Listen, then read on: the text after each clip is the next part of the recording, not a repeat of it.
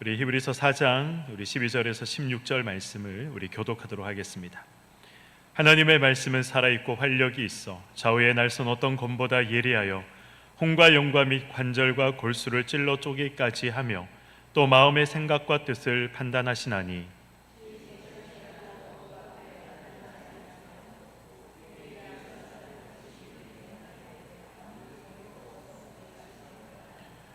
그러므로 우리에게 큰 대제사장이 계시니 승천하시니 곧 하나님의 아들 예수시라. 우리가 믿는 도리를 굳게 잡을지어다.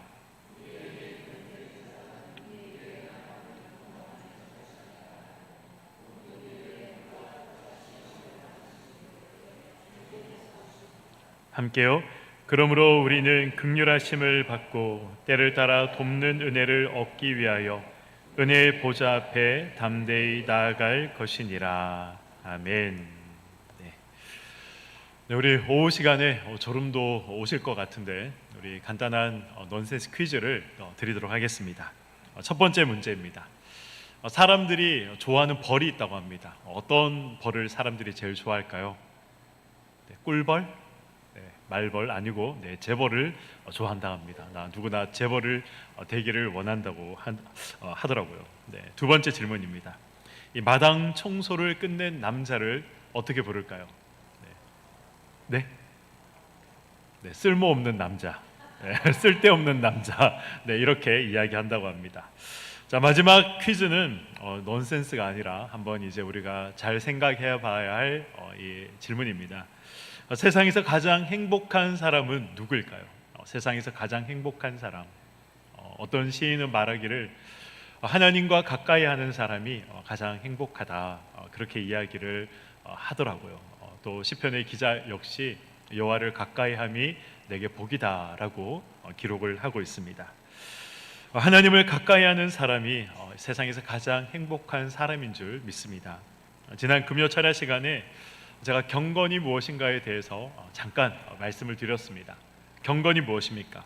하나님께서 우리 김수현 집사님이 그렇게 기도를 하셨는데 하나님께서 우리에게 맡기신 우리가 있어야 할 자리를 지키는 사람, 힘들지만 그 자리를 버티며 책임을 다하는 사람, 그런 사람을 우리는 경건한 사람이다. 물론 그 경건의 의미는 하나님을 두려워한다, 여호와를 경외한다, 이런 의미가 있지만 결국 하나님을 두려워하고 여호와를 경외하는 사람들의 삶은 어떤 삶인가? 하나님이 맡겨주신 일들을 감당하는 사람, 하나님께서 있어야 할 자리로 우리를 인도하셨는데 그 자리를 지키는 사람이 바로 경건한 사람인 것이죠. 그래서 우리 결국 하나님 편을 선택하게 되는 것입니다. 세상이 아니라 끝내 하나님을 선택하고 세상의 편에 서는 것이 아니라 하나님 편에 서는 그 사람을 우리는 경건한 사람이다라고 이야기를 합니다. 시편 73편 제가 조금 전에 말씀을 드렸는데 하나님을 내게 가까이함이 복이다. 여호와를 가까이함이 내게 복이다. 그렇게 시편의 기자는 이야기를 하고 있습니다. 히브리서 기자는 오늘 저와 여러분에게 하나님을 가까이 할 것, 그리고 하나님 앞에 나아갈 것, 그것을 우리에게 말씀하고 있습니다. 히브리서는 왜 기록되었다라고 제가 말씀을 드렸습니까? 히브리서는 이 고난받고 고통받고 있는 이 유대 기독교인들, 개종한 유대교에서 이 기독교로 예수님을 믿기로 작정한, 그래서 이 개종한 유대 그리스도인들을 향해서 이 기록된 말입니다.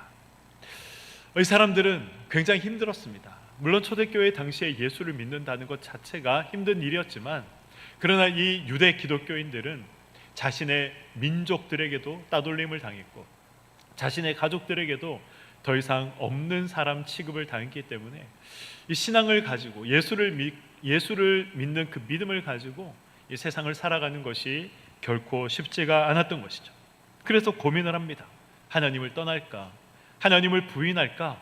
이런 고민들, 이러한 어떤 선택의 기로에 이들이 서 있었던 것이죠. 이 서신은 이런 생각을 가지고 있는 유대 기독교인들을 향해서 고난은 당연한 것이다, 그 자리를 버티고 견뎌야 한다, 그것을 말씀하고 있는 것입니다. 끝까지 견뎌라. 끝까지 예수를 붙잡아라. 이것이 히브리서의 그 기록의 목적이고 내용의 초점인 것입니다. 오늘 본문은 아니지만 오늘 본문 앞에 있는 11절을 보시면 어떤 말로 시작을 하고 있습니까? 그러므로라는 단어로 시작을 하고 있습니다. 그러므로, 우리는 이 그러므로라는 단어를 언제 사용을 합니까? 넌 지금까지 열심히 노력했으니 그러므로 좋은 결과가 있을 거야. 이렇게 우리가 사용을 하죠. 이런 식으로 그러므로라는 단어를 사용합니다. 앞에서 말한 내용을 이유나 근거로 해서 어떤 결론을 내리거나 어떤 일을 예측할 때 그러므로라는 단어를 사용을 합니다. 오늘 이 11절 말씀도 보시면 그러므로라는 단어를 사용을 하고 있습니다. 앞의 내용을 근거로 이제 어떤 이 결론을 내가 이야기하겠다. 그러므로 무엇하다.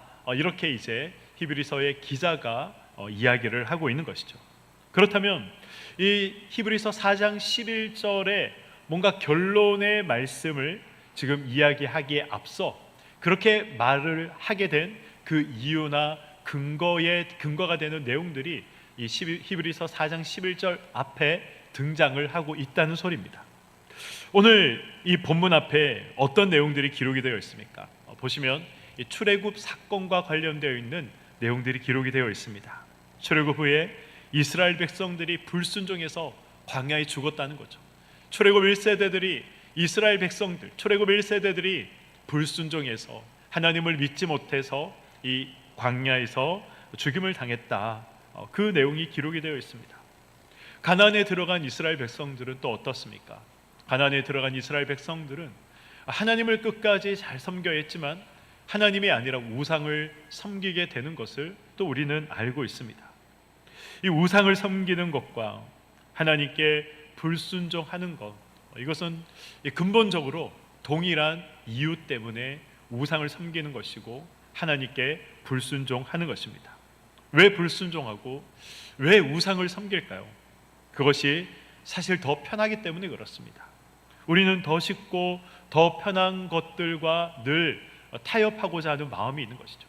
신앙생활을 하면서도 어떤 게 더 쉬운 것일까? 어떤 게 더 편한 것일까? 그것을 생각하며 그러한 것들과 우리가 타협할 때도 있습니다. 세상을 살아가면서 우리가 신앙을 가지고 있지만 내가 이 세상을 살아가기에 무엇이 더 쉬울까?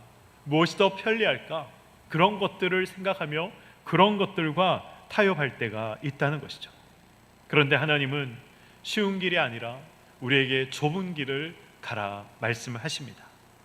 말씀을 지키는 것이 쉽지 않습니다. 그래서 우리는 편하고 쉬운 길을 선택하고 타협합니다. 그러나 그것이 무엇이라고 말씀하고 있습니까? 그것이 바로 불신앙이다. 그것이 바로 불순종이다. 그렇게 성경은 말씀하고 있는 것입니다.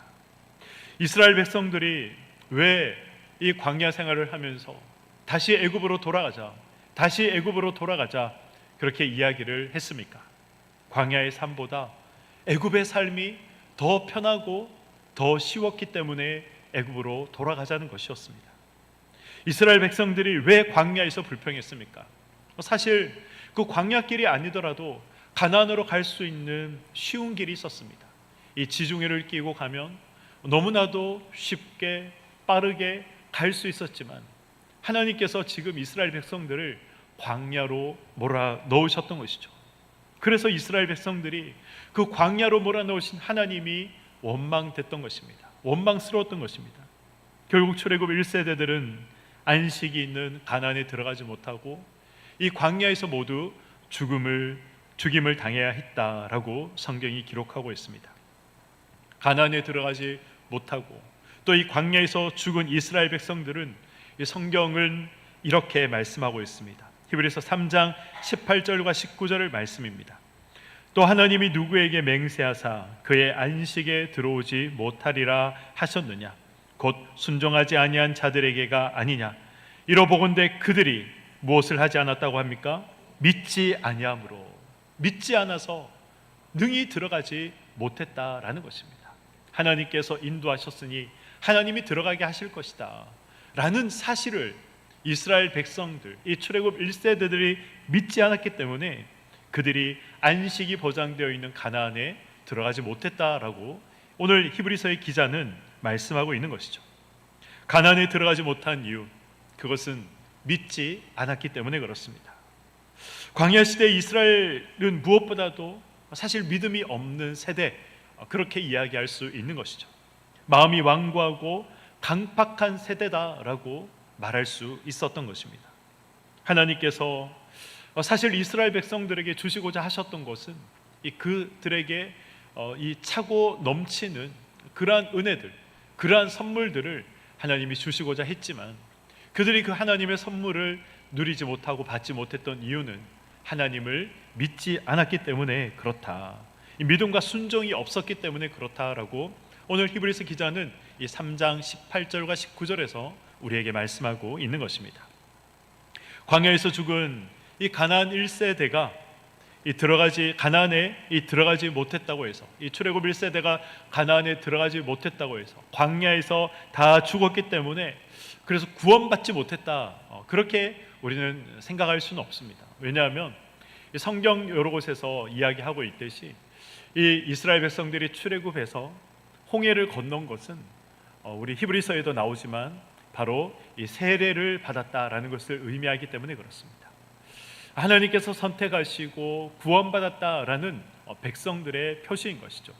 그리고 애굽으로 돌아가자 그렇게 수없이 말했지만 성경 그 어디에도 그래서 애굽으로 돌아갔다라는 사람이 나와 있지 않습니다.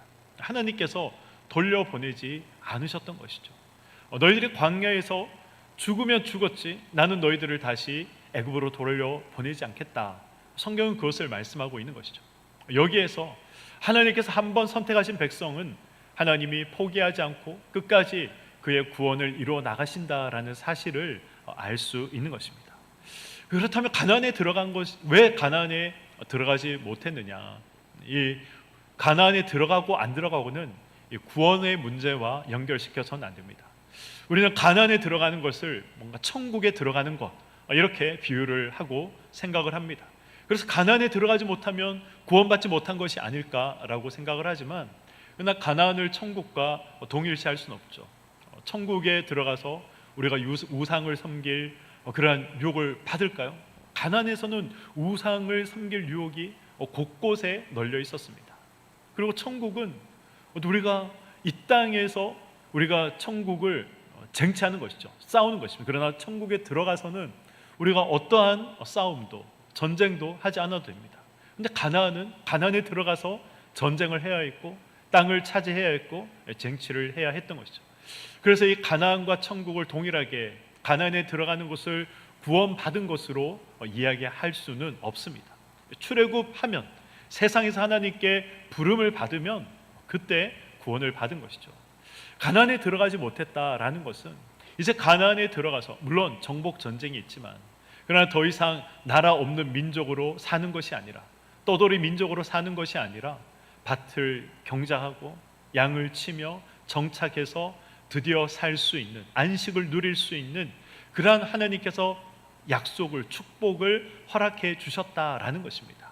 그런데 이스라엘 백성들, 이 출애굽 1세대들은 그러한 하나님의 약속을 믿지 못했기 때문에 오늘 히브리서 기자는 안식에 들어가지 못했다라고 표현을 하고 있는 것입니다. 다시 11절 말씀을 보겠습니다. 그러므로 우리가 어디에 들어가기를 힘써야 한다고 합니까? 저 안식에 들어가기를 힘써야 한다라고 말씀하고 있습니다. 히브리서 기자는 지금 안식에 들어가기를 힘써라, 그렇게 말씀하고 있죠. 예수를 믿는 우리가 겪게 되는 어려움이 무엇입니까? 우리가 예수를 믿어도 우리 삶 가운데 안식이 없을 때가 많다는 것입니다. 하나님께서 말씀하신 그 안식이 우리에게, 예수를 믿지만 우리에게 없을 때가 많다는 것이죠. 이것이 신앙생활을 하면서 우리가 늘 궁금해하는 문제, 또 이것 때문에 우리의 마음속에 여러 가지 많은 고민과 갈등과 또 시험이 찾아오는 문제가 바로 이 문제가 아닐까 생각을 합니다. 하나님이 왜 우리 인생에게 이 고난과 고생을 허락하시는가?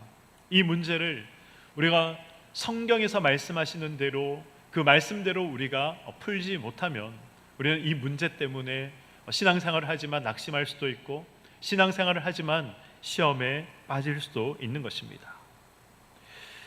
포기하고 싶고 편한 곳으로 타협하고 싶은데, 그래서 이 고난을 우리 삶 가운데 물리치려면 하나님이 아니라 다른 것을 선택해야겠다.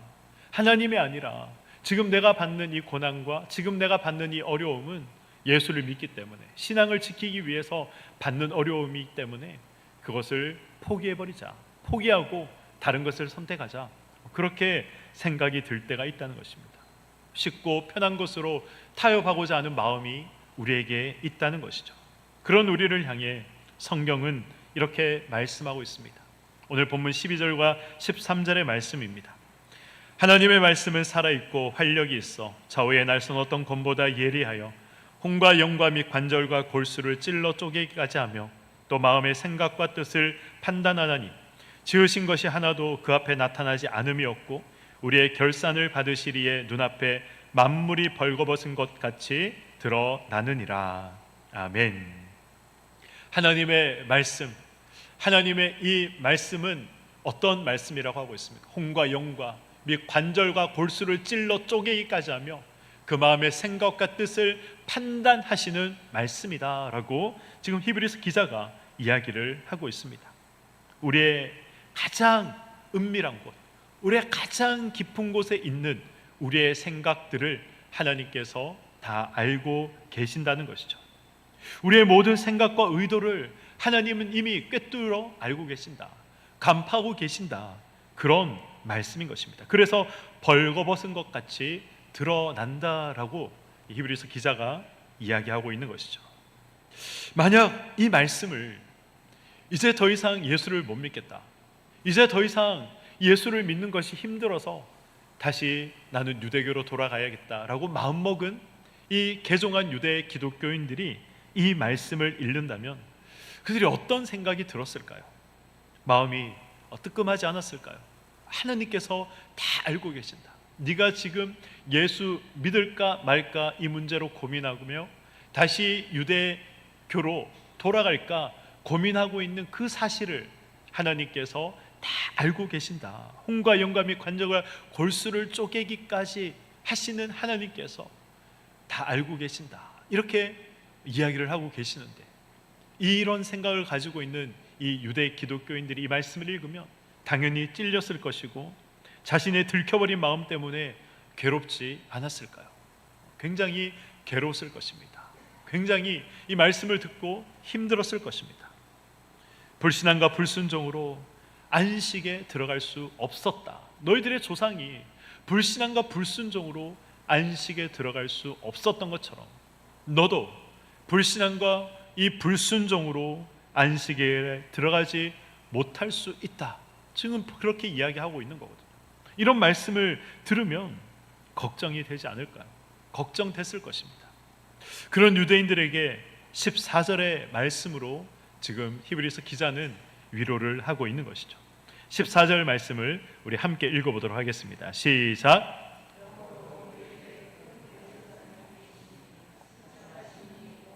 하나님의 아들 예수시라, 우리가 믿는 도리를 굳게 잡을지어다. 아멘. 이 14절도 지금 그러므로라는 이 단어로 시작을 하고 있습니다. 14절 앞의 내용, 이 12절과 13절, 이 13절은 유대 기독교인들의 생각과 의도를 하나님께서 지금 간파하고 계신다, 지금 그것을 말씀하는 내용이다라고 말씀을 드렸습니다. 그리고 이 말을 들은 유대인들의 마음은 굉장히 괴로웠습니다. 그런데 그런 하나님께서 지금 하나님은 속지 않는다, 하나님은 지금 그냥 넘어가지 않는다, 그러므로 너희들이 하나님을 배신하고 돌아서면 하나님께 다 죽임을 당할 것이다, 그런 의미로 그러므로라는 말을 지금 사용하고 있지 않습니다. 그러므로 우리에게 대제사장이 있다, 그러므로 예수를 굳게 잡아야 한다, 이런 의미로 그러므로라는 이 단어를 사용하고 있는 것이죠. 다른 길이 없다는 것입니다.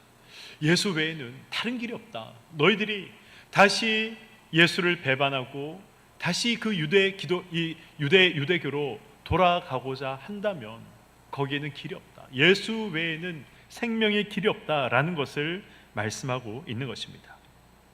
히브리서 기자는 예수님을 지금 무엇이다라고 부르고 있습니까? 대제사장이다, 그렇게 칭하고 있습니다. 유대인들은 대제사장이 어떤 역할을 하는 사람인지 누구보다도 잘 알고 있었던 사람들이었습니다. 유대인들이 알고 있는 대제사장은 어떤 일을 감당했던 어떤 사람이었습니까? 대제사장은 백성을 대표하는 사람이었습니다.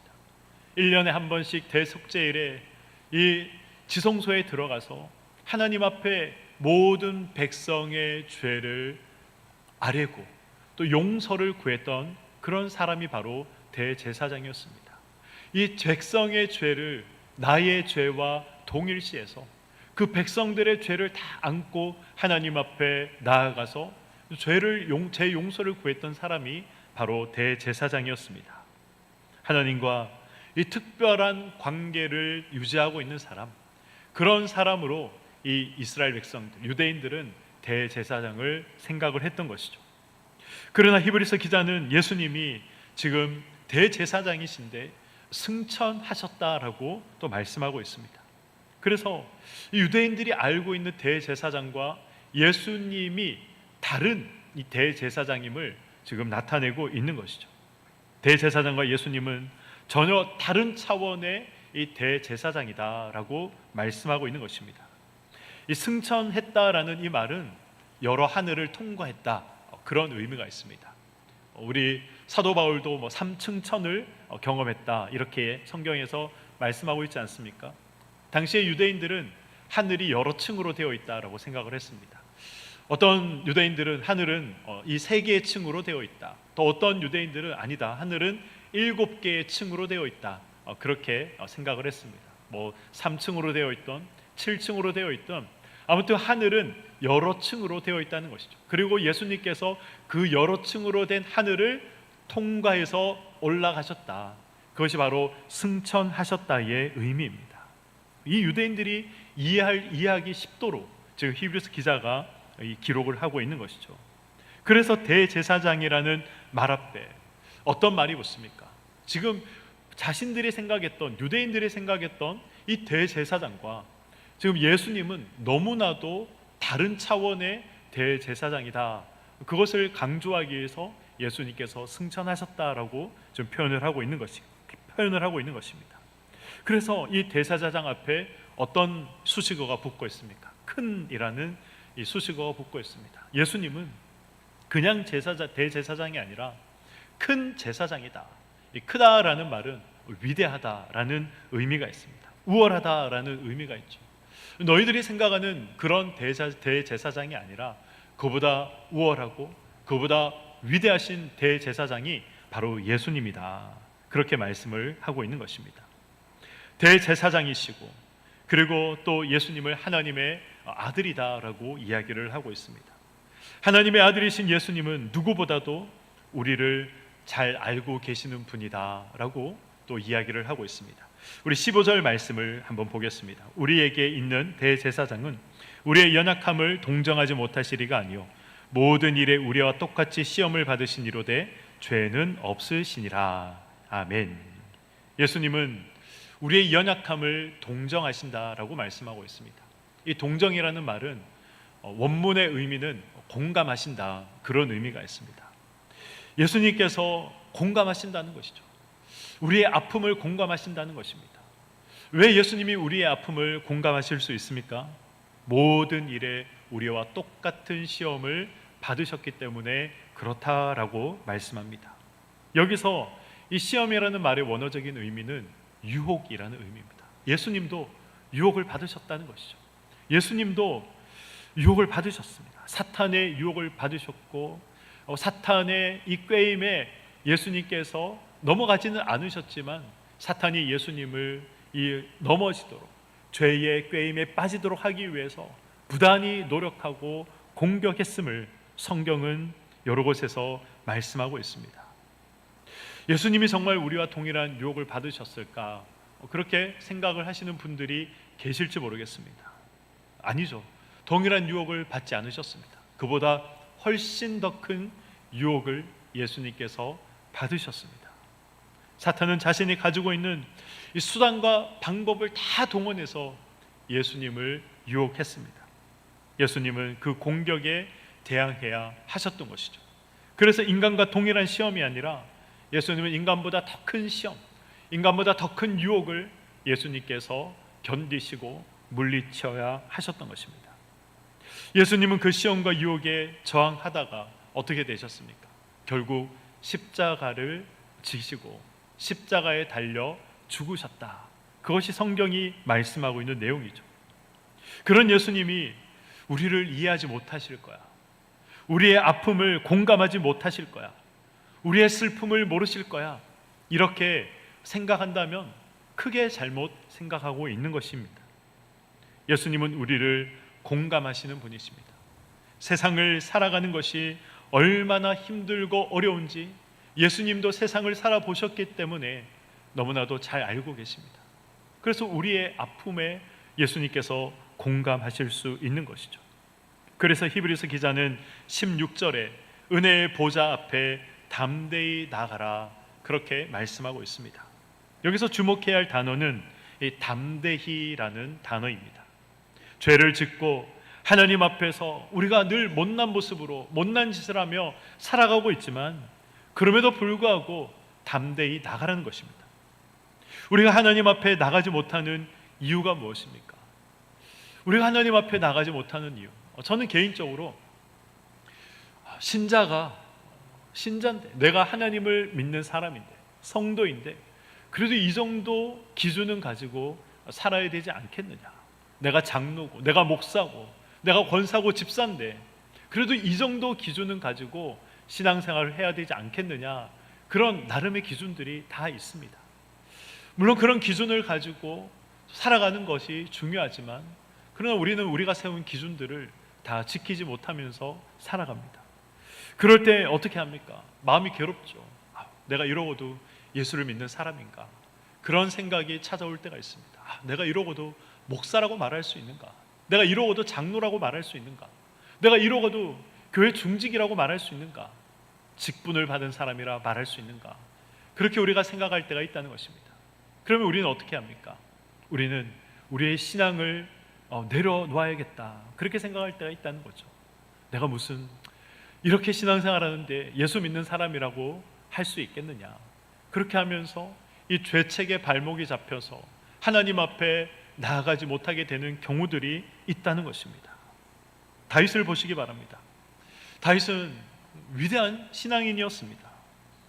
왜 위대한 신앙이라고 우리가 평가할 수 있습니까? 그가 죄를 범하지 않았기 때문에 위대한 신앙이라고 우리가 이야기를 합니까? 그렇지 않습니다.